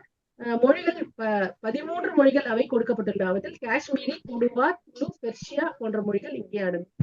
இப்படியாக எந்தெந்த மொழிகள் இருக்கின்றன, எந்தெந்த மொழி மொழிபெயர்க்கப்பட வேண்டும், இன்னும் மொழிபெயர்க்கப்படவில்லை என்பதற்கான ஒரு டேட்டா, ஒரு பார் சார்ட் இந்த ஒரு பகுதியில் கொடுக்கப்பட்டுள்ளது. இதன் இறுதியாக பின்னிணைப்பு 1-2 தலைப்பின் கீழ் திருக்குறளை பற்றி இந்த அறிஞர்கள், தலைவர்கள் என்ற பின்னிணைப்பு 1 அறிஞர்கள், தலைவர்கள் என்னெல்லாம் சொல்லியிருக்கிறார்கள் என்பதை இங்கே பதிவு செய்திருக்கிறார்கள். பிப்ளியோகிராபி ஆஃப் திருக்குறள் என்ற நூலை 1962 திருமலை முத்துசுவாமியின் புத்தகத்தின் தொடக்கத்தில் அவர் சொல்லியிருக்கின்றார். அனைத்து சிறந்த இலக்கிய படைப்புகளைப் போலவே குறளும் பிற்கால புலவர்களின் மற்ற எல்லா படைப்புகளிலும் தன்னுடைய முத்திரையை படைத்துள்ளது. ஏறக்குறைய பிற்கால புலவர்கள் வள்ளுவருக்கு கடன்பட்டுள்ளனர். ஒரு மில்டனின் மகத்துவமும், ஒரு டால்டோவின் கருணையும், ஒரு ஷேக்ஸ்பியரின் உலகளாவிய தன்மையும், ஒரு அரிஸ்டாட்டிலின் கம்பீரமும், ஒரு பிளாட்டோவின் லட்சியமும் மற்றும் தார்மீக ஆர்வமும் எல்லாமும் இந்த ஒரு பைபிளில் ஒரு பொருத்தமான விகிதத்தில் காணப்படுகின்றன என்று இவர் பதிவு செய்திருக்கின்றார். அடுத்தது தேசத்தந்தை மகாத்மா காந்தி அவர்கள் அக்டோபர் 6ஆம் தேதி 1927 நடந்த பொதுக்கூட்டத்தில் பேசும்போது திருக்குறளை அதன் மூலப்பொருளில் படிக்க வேண்டும் என்பதற்காக தமிழ் கற்க ஆரம்பித்ததாகவும், ஆங்கிலத்தை விடவும் மற்ற எல்லா மொழிகளை விடவும் தமிழ் மேலான நிலையில் இருக்கிறது என்பதையும் இங்கே குறிப்பிட்டுள்ளார். அதையும் அவர்கள் இங்கே பதிவு செய்துள்ளனர். அடுத்தது லியோ டால்ஸ்டாய் அவர்கள் 1909ஆம் ஆண்டு லியோ டால்ஸ்டாய் திருக்குறள் அவரின் மூலமாகத்தான் திருக்குறள் மகாத்மா காந்தியின் வாழ்க்கையில் நுழைந்தது எனவும் குறிப்பிட்டுள்ளார். எ லெட்டர் டு ஹிந்து என்ற பத்திரிகையில் லியோ டால்ஸ்டாய் 32வது அதிகாரமான இன்னா செய்யாமை என்ற அதிகாரத்தில் 6 திருக்குறளை அவர் மேற்கோளாக காட்டி எழுதியுள்ளார். அந்த 6 திருக்குறளையும் எழுதி முடித்துவிட்டு அவர் 2 செய்தியை தந்திருக்கின்றார். அன்பு என்பது உயர்ந்த ஒரு ஒழுக்கம், அது எல்லா இடங்களிலும் பின்னி பிணைந்துள்ளது. அன்பை விட வேறு என்ன உயர்ந்த வார்த்தைகள் இருக்க முடியும் என்றும் இங்கே பதிவு செய்துள்ளார். அடுத்தது அறிஞர் அண்ணா அவர்கள் குறள் வகுப்பறையில் மட்டுமல்லாமல், உங்கள் இல்லங்களில் மட்டுமல்லாமல், உலகத்தார் உள்ளங்களில் எல்லாம் பரவும் வகை செய்தல் வேண்டும். குறளை கற்றுக்கொள்வதால் நீங்கள் செம்மைப்பட்டு நீங்கள் செம்மைப்படுவீர்கள். நீங்கள் செம்மைப்படுவதால் நாடு செம்மைப்படும். நாடு செம்மைப்படுவதால் உலகு செம்மைப்படும் என்று ராணிமேரி கல்லூரியில் நடந்த விழாவில் அறிஞர் அண்ணா பேசியிருக்கின்றார். அடுத்ததாக G U. Pope, Robert Caldwell, Albert Swenson, doctor sir A. Lakshmanaswami Mudaliar, doctor மு. வரதராசனார், இப்படி பல அறிஞர்களும் பல தலைவர்களும் திருக்குறளை பற்றி என்ன செய்திகளை சொல்லியிருக்கிறார்கள் என்பதையும் இந்த பின்னிணைப்பு ஒன்றில் இவர்கள் கொடுத்திருக்கின்றார்கள். பின்னிணைப்பு 2ல் இந்த ப்ராஜெக்டுக்காக இவங்க எல்லாம் எப்படி எல்லாம் உழைச்சிருக்காங்க, இவங்க எல்லாம் என்னெல்லாம் செஞ்சிருக்காங்கன்றதையும் இவங்க பின்னிணைப்பா கொடுத்திருக்காங்க. இவங்க ஜூம் மீட்டிங் வாரம் ஜூம் மீட்டிங்கும் நடத்திருக்காங்க. பிசிக்கல் மீட்டிங்கும் இவங்க எல்லாம் சேர்ந்து ரொம்ப கடினப்பட்டு இந்த தகவல்கள் எல்லாம் சேகரித்து இந்த புத்தகத்திற்காக இவர்கள் வழங்கியிருக்கிறார்கள். திருக்குறள் இதுவரை எந்தெந்த மொழிகளில் மொழிபெயர்க்கப்பட்டுள்ளது? உங்களிடம் மொழிபெயர்ப்பு புத்தகங்கள் இருந்தால் அதை அட்டைப்படுத்தியும் உள்ளே ஒரு புத்தகத்தையும் அதன் ஆசிரியர் பதிப்பு எங்கே கிடைக்கும் என்ற விவரத்தையும் எல்லாவற்றையும் இந்த வலைத்தமிழ் மின்னஞ்சலுக்கு அனுப்பி உதவுமாறு 2018ஆம் ஆண்டு இவர்கள் அனுப்பியிருந்து இவ்வளவு நெடுங்காலமாக இந்த தகவல்களை எல்லாம் இவர்கள் சேகரித்துள்ளனர். அதே போல ஒரு நூலாசிரியர் பார்த்தசாரதி அவர்களும் இங்கே பதிவு செய்திருக்காரு. அவர் எப்படி அந்த கலெக்ட் பண்ணாருன்றத அங்க சொல்லியிருக்காரு. நீங்க ஸ்வீடன் நாட்டில் இருக்கீங்களா? ஸ்வீடன் மொழிபெயர்ப்பு இந்த திட்டத்துல இந்த நூலினை அந்த நாட்டிலிருந்து இணையத்தின் வழியாக வாங்க முடியும். ஸ்வீடனில் வசிக்கும் நம் தொடர்பில் உள்ள நண்பர்கள் இந்த நூலை வாங்கி சென்னைக்கு கொண்டு வந்து சேர்க்க உதவி தேவை என்று இந்த ஆசிரியர் இங்கே ஒரு செய்தியும் இங்கே விட்டுள்ளார். இப்படி மிகவும் கடினமாக உழைத்து இந்த தகவல்கள் எல்லாம் இவர்கள் சேகரித்திருக்கிறார்கள் என்பது இந்த நூலின் மூலமாக உணர முடிகிறது. இந்த நூலுக்கான நோக்கம், இந்த திட்டத்திற்கான நோக்கம் என்ன என்பதை இவர்கள் சொல்லியிருக்கின்றார்கள். நமக்கு கிடைத்த இந்த அரிய வகை நூல் எத்தனை மொழிகளில் வெளிவந்திருது என்பதை துல்லியமாக அறிந்திருக்க வேண்டியது நம்முடைய தமிழ் சமூகத்தின் அவசியம். இது தேசிய நூலாக யுனெஸ்கோவில் அங்கீகரிக்கப்பட்ட அரசுகள் குழு அமைத்து வேலைகள் தொடங்கியுள்ள நிலையில் அவர்களுக்கு உதவியாக 130க்கும் மேற்பட்ட நாடுகளின் பிரதிநிதிகள் யுனெஸ்கோவில் ஏற்றுக்கொண்டு இதற்கு ஒப்புதல் கொடுக்க அவர்கள் தாய்மொழியில் திருக்குறள் உள்ளதா என்று எந்த நாடாவது கேட்டால் எனக்கு தெரியாது என்று சொல்லாமல் துல்லியமாக தகவலை தருவதற்காக இந்த நூலை வழங்க வேண்டும் என்றும், எத்தனை மொழிகளில் வெளிவந்துள்ளது என்ற முழு விவரத்தை தொகுத்து அச்சு பிரதிகளை மீண்டும் கிடைக்க செய்தால் மட்டுமே அது பயன்பாட்டில் இருக்கும் என்றும், எந்த மொழியில் பயன்பாட்டில் உள்ளது என்பது முக்கியம் என்பதும் இதன் நோக்கமாக இருக்கிறது. எந்தெந்த மொழிகளில் வெளிவந்துள்ளது என்று உறுதியாக தெரிந்தால் பிற மொழிகளில் கொண்டு வர இந்த உலக தமிழர்கள் எல்லாம் முன்வர வேண்டும் என்றும், உலக தமிழர்களும் அரசு துறையும் தூதரக அதிகாரிகளும் வெளிநாட்டு உயர்மற்ற சந்திப்போரின் தாய்மொழிகளில் திருக்குறளை அன்பளிப்பாக கொடுக்கப்படும் நடைமுறையை கொண்டு வர வேண்டும் என்பதும் இந்த மொழிபெயர்ப்பு தொகுப்பின் அவசியமாக இவர்கள் இங்கே குறிப்பிட்டிருக்கிறார்கள். இதே போல இங்க ஒரு இதுவும் வைக்கிறாங்க. இந்த மொழிபெயர்ப்பு நூல்கள்லாம் உங்ககிட்ட இருந்தா என்கிட்ட கொஞ்சம் எடுத்துட்டு வந்து சேருங்க அப்படின்ட்டு அந்த மொழிகளின் பட்டியலையும் இவர்கள் இங்கு தந்திருக்கிறார்கள். ஹாவ் டு கலெக்ட் என்ற தலைப்பின் கீழ் அதாவது ஃபியூஜி, பினிஷ், ஜாப்பனீஸ், மலா இந்த மொழிகள்லாம் வருது. இந்தியன் லாங்குவேஜும் வருது. இந்த அட்டவணையும் இங்கே கொடுத்திருக்கிறார்கள். இப்படி கடுமையாக உழைத்து இந்த நூலை உருவாக்கி இந்த தமிழ் சமூகத்திற்கு, இந்த உலக மக்களிடம் இந்த குரலை கொண்டு போய் சேர்க்க வேண்டும் என்று இந்த செய்திகளை எல்லாம் படிக்கும்போது மிகவும் வியப்புக்குரியதாகிறது. இந்த நூலாசிரியர் குழுவை நம்மால் மனதார பாராட்டாமல் இருக்க முடியாது. மனதார பாராட்டுகிறோம். இது இன்னும் அடுத்த நிலைக்கு கொண்டு போய் சென்று முழு வெற்றியடைய வேண்டும் என்று எங்களுடைய வணக்கங்களையும் வாழ்த்துக்களையும் தெரிவித்துக் கொண்டு வாய்ப்பளித்த மராட்டிய மாநில தமிழ் எழுத்தாளர் மன்றம், வலைத்தமிழ் தொலைக்காட்சிக்கு நன்றி பாராட்டுகளை தருகிறேன். நன்றி, வணக்கம். மகிழ்ச்சிமா, மிக சிறப்பு. அதாவது இப்ப புள்ளி விவரங்களை மட்டும் எடுத்து சொன்னது இல்லாம, அதாவது தலைவர்களுடைய அவங்களுடைய கருத்துக்கள் அதையும் அதுல குறிப்பிட்டிருக்காங்க. நூலுடைய சிறப்புகள் ஒரு பக்கம் இருந்தாலும் எந்தெந்த மொழிகள்ல எங்கெங்க எந்தெந்த நாட்டுல எப்படி எல்லாம் எப்பொழுதெல்லாம் அது வெளியிட்டிருக்காங்கிற செய்தியோட தலைவர்கள் பேசிய உரை, அவர்களுடைய எண்ண ஓட்டம் என்னவாக இருந்தது என்பதனையும் எடுத்து வைத்து மிக சிறப்பாக தெளிவுபடுத்தியிருக்கிறீர்கள். மொழிபெயர்க்கப்பட்ட மொழி, அதாவது எந்தெந்த மொழிகள் எல்லாம் மொழிபெயர்க்கப்பட்டிருக்கிறது என்பதோடு மொழிபெயர்க்கப்பட வேண்டிய மொழிகள் எவை எவை என்பதெல்லாம் இருந்து அதனை கண்டறிந்து, அதாவது அடுத்த கட்டத்திற்கு திரைப்படங்கள்ல படம் 1, 2 வரும்ல, அது மாதிரி இது இந்த நூலுடைய 2வது பாகமாக அடுத்து மொழிபெயர்க்கப்படாமல் விடுபட்ட மொழிகள் எல்லாம் மொழிபெயர்க்கப்பட இருக்கிறது என்ற தகவலை நூலிலேயே பதிவிட்டிருக்கிறார்கள் என்பதனை மிகச் சிறப்பாக சொல்லி அமர்ந்திருக்கிறீர்கள். ஆக மூவருமே சேர்ந்து நான் நினைத்தேன் ஒரு மணி நேரத்தில் முடித்து விடுவீர்கள், பெரிய அளவிலே இந்த கூட்டம் போகாது என்று நினைத்தேன். ஆனால் கிட்டத்தட்ட 1 மணி நேரம் நீங்கள் மூவரும் இந்த பேச்சை, அதாவது 6:30 மணிக்கு கொடுத்தது, நிறைய செய்திகளை சொல்லியிருக்கிறீர்கள். விட்டால் இன்னும் சொல்லியிருக்கக்கூடும். இருந்தாலும் காலத்தின் வரையறை உங்களுக்கு குறைந்த அளவிலே கொடுக்கப்பட்டதுமையால் நீங்கள் இதோடு நிறுத்திருக்கிறீர்கள் என்பதை நான் அறிய முடிகிறது. மிகச் சிறப்பாக வழங்கியிருக்கிறீர்கள். முதலில் பேசிய உரைத்தன்றல் வெங்கட்ராமன் அவர்கள் அவர்களுடைய போக்கிலே அவர் அதனை எடுத்து சென்றார்.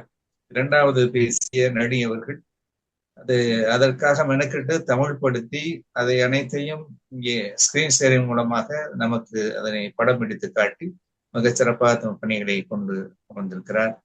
இறுதியாக நிறைவாக பேசிய பிரவீணாசேகர் அவர்களும் பல செய்திகளை சொல்லி அமர்ந்திருக்கிறார்கள். ஆக அந்த நூலுடைய சிறப்புகள் எல்லாம் நிறைவாக இவர்கள் செய்திருக்கிறார்களா இல்லையா என்பதனை ஏற்புரை வழங்க இருக்கக்கூடிய ஐயா பார்த்தசாரதி அவர்கள் தான் சொல்ல வேண்டும்.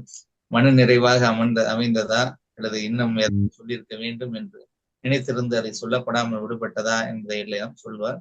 மற்றபடி வேறு ஏதாவது இது சம்பந்தமாக கேள்விகள் வேண்டும் என்றாலும் உரையாளர்களாக இருந்தாலும் மற்ற பார்வையாளர்களும் அவர்களை கேட்கலாம் என்று நான் கருதுகிறேன். எப்படி நீங்கள் அதை செய்தீர்கள்?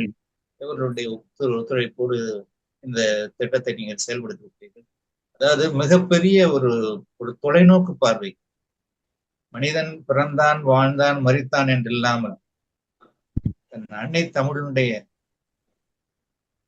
சிறப்பிற்கு அணி செய்ய வேண்டும் என்ற எண்ணத்தோடு ஒரு மனிதர் உலகை சுற்றி வருகிறார்.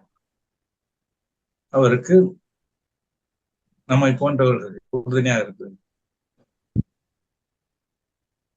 எனவே அதைத்தான் இந்த மன்றம் அடைத்திருக்கிறது. அந்த சிறப்பான பணி அவருக்கு நாம் நன்றியை தெரிவித்துக் கொள்வோம். மேலும் அவருடைய பணிகள் சிறக்க வேண்டும் என்பதற்காக வாழ்த்துவோம்.